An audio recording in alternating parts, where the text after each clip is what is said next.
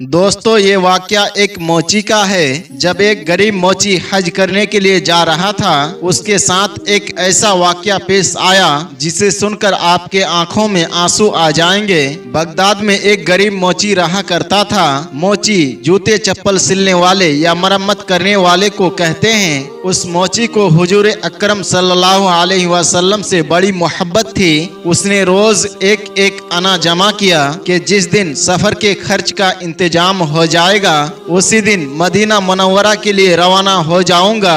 आखिरकार बरसों के मेहनत के बाद उसके पास कुछ पैसे इकट्ठा हो गए, जिससे उसने सवारी खरीदी, ज्यादा राह का इंतजाम किया और फिर हज पर जाने का इरादा कर लिया। जब वो हज पर जाने लगा तो उसने गांव वालों को दावत के तौर पर बुलाया।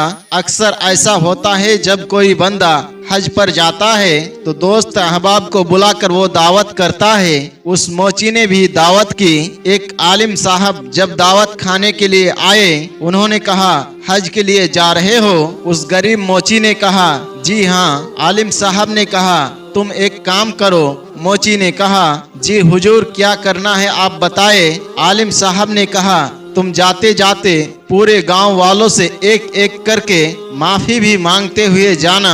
अगर तुमने किसी का दिल दुखाया है तो हुजूर अकरम सल्लल्लाहु अलैहि वसल्लम यकीनन नाराज हो जाएंगे।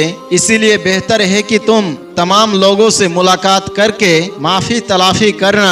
उसके बाद मोची जब सुबह उठा तो एक एक करके सबके दरवाजे पर गया और माफी मांगते मांगते वो अपने आबादी से बाहर एक दरवाजे पर जाकर पहुंचा। उसने उनका दरवाजा खटखटाया।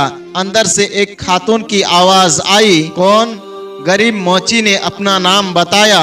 अंदर से आवाज आई, आप यहाँ क्यों आए हैं? मोची ने कहा, दरअसल मैं हज के लिए जा रहा हूँ, बस आप लोगों से माफी मांगने के लिए आया हूँ। अगर मुझसे कभी जाने अनजाने में कोई गलती हो गई हो तो मुझे माफ कर देना।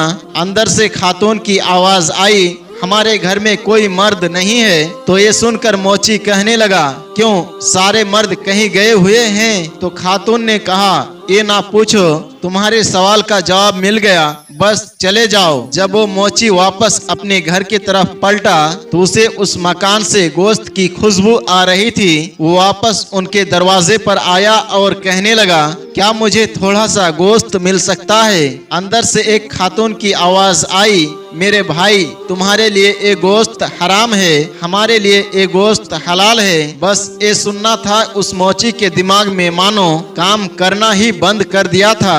उसने कहा, तुम कलमा हुजूर अकरम सल्लल्लाहु अलैहि वसल्लम का ही पढ़ती हो ना? खातून ने कहा, जी हाँ। उसने पूछा, मुसलमान हो? खातून ने कहा, हाँ। तो मोची कहने लगा, जब तुम मुसलमान हो तो जाहिर है कि तुम्हारी और हमारी शरीयत अलग अलग नहीं है। शरीयत का हुक्म सबके लिए एक जैसा है। उस खातून ने कहा, ये ना पूछ, बस यहाँ से चला जा।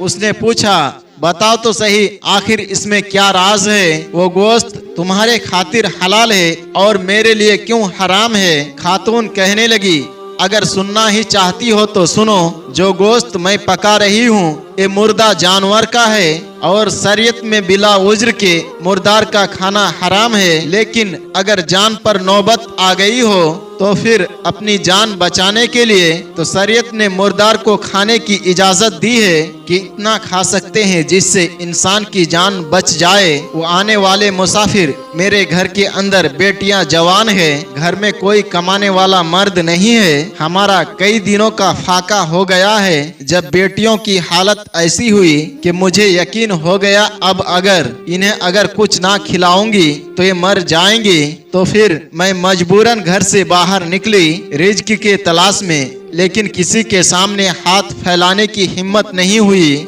जब हिम्मत नहीं हुई तो मैंने एक मरा हुआ जानवर देखा, उसका थोड़ा सा गोश्त काट कर लेकर आई हूँ ताकि पकाकर इन्हें खिला दूं और इनकी जान को बचा सकूं। उस मोची ने जैसे ही ये सुना, उसके आंखों से जारो कतार आंसू शुरू हो गए। वो वापस जाने लगा। अंदर से खातून की आवाज आई, जब मदीने पहुंचना तो हमारे नाना से जाकर सलाम कह देना और साथ ही हमारा हाल भी उन्हें बता देना। उस मोची ने जैसे ही लफ्ज़े नाना सुना तो तो मानो उसके पैरों तले जमीन ही खिसक गई हो। वो फौरन अपने घर की तरफ वापस आता है। उसकी आंखों में आंसू थे। उसने जितना ज्यादा राह जमा किया था, जो सवारी का जानवर था, वो सब कुछ उसने बेच दिया और सारा पैसा लाकर उसके चौखट पर रख दिया और दरवाजे पर दस्तक देकर कहने लगा, बहन मेरा ये तोहफा कबूल कर लो। उस औरत ने कहा, ये क्या है? मोची ने कहा, मैं हज करने के लिए जा रहा था। मैंने जो कुछ भी अपने सफर हज के लिए जमा किया था वो सब आपके खिदमत में लाकर पेश करता हूँ। आप इसे कबूल कर ले तो आपका मुझ पर एहसान होगा। उस औरत ने कहा, आप तो हज करने के लिए जा रहे थे, फिर आपके हज का क्या? मोची रोकर कहने लगा, अगर आपको यूं रोता और भूखा तड़पता छोड़कर मैं मदीना मुनव्वरा चले भी गया तो अपनी आका सल्लल्लाहु अलैहि वसल्लम के बारगाह में मैं अपना क्या मुंह दिखाऊंगा? अगर हुजूर अकरम सल्लल्लाहु अलैहि वसल्लम ने मुझसे पूछ लिया, उस औरत को भूखा बिलखता छोड़कर यहाँ मेरे पास आया है, मुझे तेरी सलाम की कोई जरूरत नहीं, तो फिर आप बताएं मैं अपना मुंह लेकर कहाँ जाऊंगा? उस मोची ने कहा, जिंदगी रही तो हाजिरी फिर हो जाएगी। आप मेरा तोहफा कबूल कर ले। अगर आपने मेरा तोहफा कबूल कर लिया, यकीनन मेरी दुनिया भी कामयाब हो जाएगी और आखिरत भी कामयाब हो जाएगी। ये कहकर वो मोची वापस अपने घर के तरफ पलटा। बीबी कहने लगी, सरताज तुमने तो सितम कर दिया। उसने कहा, क्यों? तो बीबी ने कहा, वहाँ तो नसीब वाले लोग जाया करते हैं और तुमने जाते जाते जानबूझकर अपने सफर को जाया कर दिया।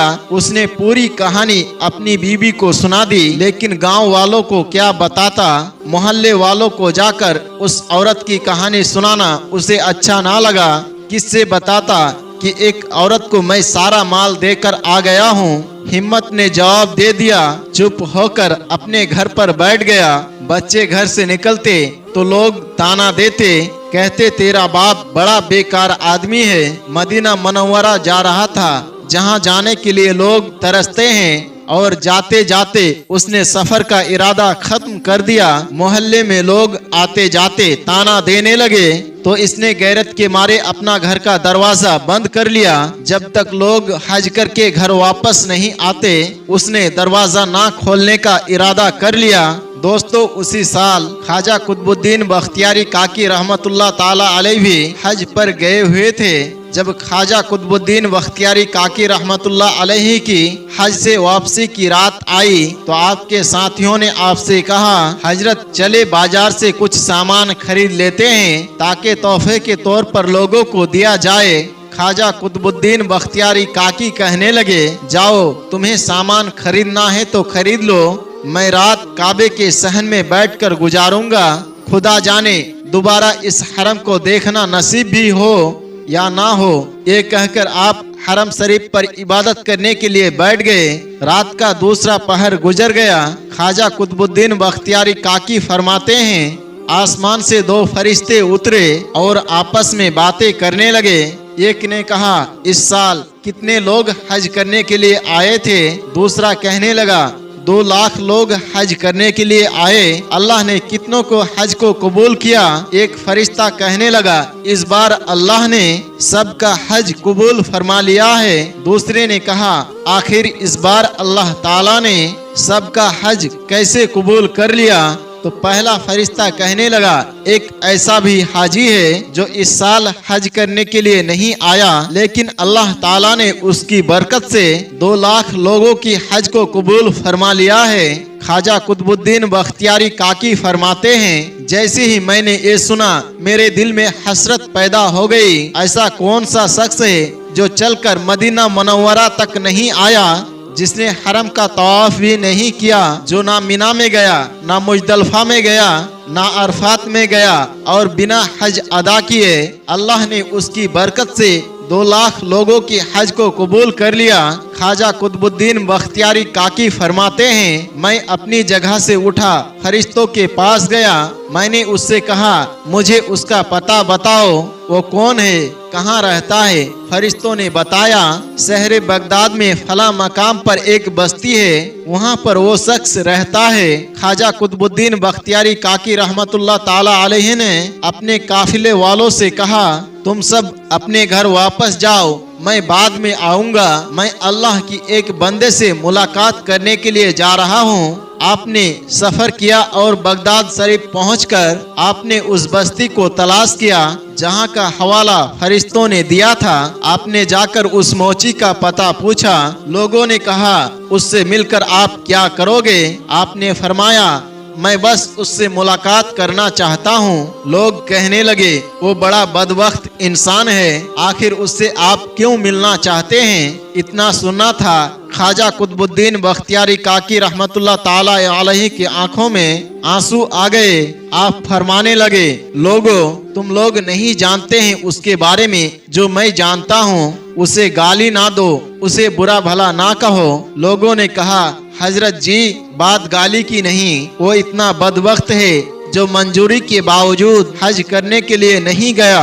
उसे अगर गाली ना दे तो उसे क्या कहे? ख्वाजा कुतुबुद्दीन बख्तियारी काकी फरमाते हैं, तुम क्या समझते हो? पहले मुझे उसके घर का पता बताओ। तुम क्या जानो कि वो कौन है? ख्वाजा कुतुबुद्दीन बख्तियारी काकी रहमतुल्लाहि ताला अलैहि उसके घर का पता पूछकर उसके दरवाजे पर आए। आपने दरवाजा खटखटाया, अंदर से आवाज आई, कौन? आपने फरमाया, दरवाजा खोलो, मैं तुमसे मुलाकात करने के लिए आया हूँ। अंदर से रोने की आवाज आई। उसने कहा, मोहतरम, दरवाजा नहीं खोल सकता हूँ। अगर दरवाजा खोलूंगा तो बस्ती वाले ताना देंगे, बुरा भला कहेंगे, मेरे बच्चों को गांव वाले गालियां तक देते हैं। आप मुझे मेरे हाल पर मुझे छोड़ दे। ख्वाजा कुतुबुद्दीन बख्तियारी काकी ने फरमाया, तुम मुझे नहीं जानते, मेरा नाम कुतुबुद्दीन बख्तियारी काकी है। मैं तुमसे मुलाकात करने के लिए हरम शरीफ से सीधे तुम्हारे पास आया हूँ। इतना सुनना था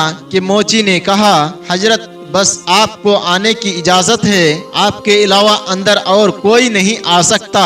ख्वाजा कुतुबुद्दीन बख्तियारी काकी ने कहा, मैं वादा करता हूँ मैं अकेले अंदर आऊंगा, मेरे साथ कोई और नहीं आएगा। जैसे ही आपने ये कहा, उसने दरवाजा खोल दिया। आप अंदर तशरीफ ले गए। उससे आप मिलना चाहते थे। वो कहने लगा, हजरत, मैं बहुत बड़ा गुनाहगार हूँ, मैं बहुत बड़ा पापी हूँ, आप आखिर इतना दूर क्यों आए हैं? इतना सुनना था। ख्वाजा कुतुबुद्दीन बख्तियारी काकी रहमतुल्लाह अलैहि कहते हैं, ये अल्लाह के बंदे, मुझे बता तो सही, वो तेरी कौन सी ऐसी नेकी है जो करके तू अपने घर में बैठा हुआ है? तूने कौन सी ऐसी इबादत की है जिसके बदले अल्लाह ताला ने 2 लाख हाजियों के हज को कबूल कर लिया है? इतना सुनना था, मोची की चीख निकल जाती है। वो रोकर कहने लगा, हुजूर, ये बात दोबारा मत कहिएगा, अभी तो गांव वाले सिर्फ गालियां दे रहे हैं, ताना दे रहे हैं। अगर किसी को ये बात मालूम पड़ गया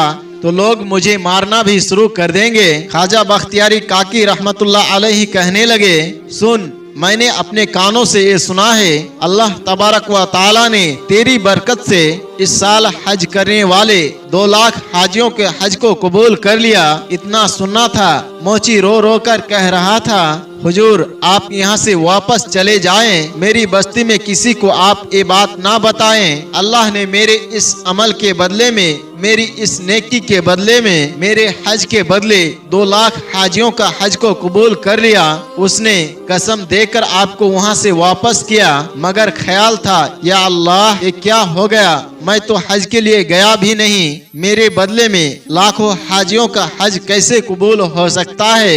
ये सोचते सोचते उसकी आंख लग गई। अभी आंख का लगना था कि उसके ख्वाब में अल्लाह के प्यारे महबूब सल्लल्लाहु अलैहि वसल्लम तशरीफ लाते हैं। वो मोची हुजूर अकरम सल्लल्लाहु अलैहि वसल्लम को देखते ही उठकर बैठ गया, आपके कदमों को पकड़ लेता है और अर्ज करता है, या रसूल अल्लाह सल्लल्लाहु अलैहि वसल्लम, आपने आने की जहमत क्यों की? आप इशारा फरमा देते, मैं उड़कर आपके बारगाह में हाजिर हो जाता। अल्लाह के प्यारे महबूब सल्लल्लाहु अलैहि वसल्लम फरमाते हैं, तुमने हज पर जाते वक्त अपने हज का सारा पैसा एक गरीब औरत के कदमों पर लुटा दिया, और जब बख्तियारी काकी ने तुझे बताया, तुझे यकीन नहीं आ रहा था।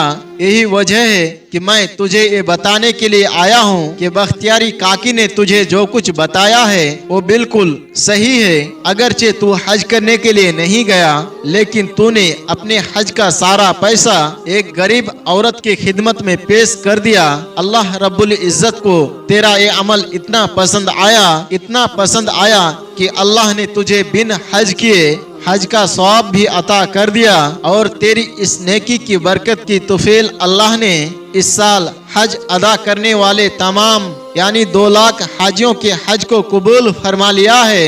सुभान अल्लाह। दोस्तों, उम्मीद करते हैं कि आज की हमारी कहानी आपको जरूर पसंद आई होगी। आज की कहानी के बारे में आपका क्या राय है, कमेंट बॉक्स में जाकर जरूर कमेंट करें, और कहानी पसंद आने की सूरत में इसे लाइक भी करें। अपने दोस्त अहबाब के साथ शेयर करना ना भूलें, और अगर आप हमारे चैनल पर नए आए हैं, आपने इसे अब तक सब्सक्राइब नहीं किया तो अभी सब्सक्राइब कर ले, और आइंदा आने वाले ऐसे ही तमाम नए और दिलचस्प वीडियोस की नोटिफिकेशन के लिए बेल आइकन को क्लिक करना ना भूले। दोस्तों, आज की वीडियो में बस इतना ही। इंशाअल्लाह बहुत जल्द एक और नई दिलचस्प कहानी के साथ आपकी खिदमत में हाजिर होंगे। तब तक के लिए हमें इजाजत दे। अस्सलामु अलैकुम व रहमतुल्लाह।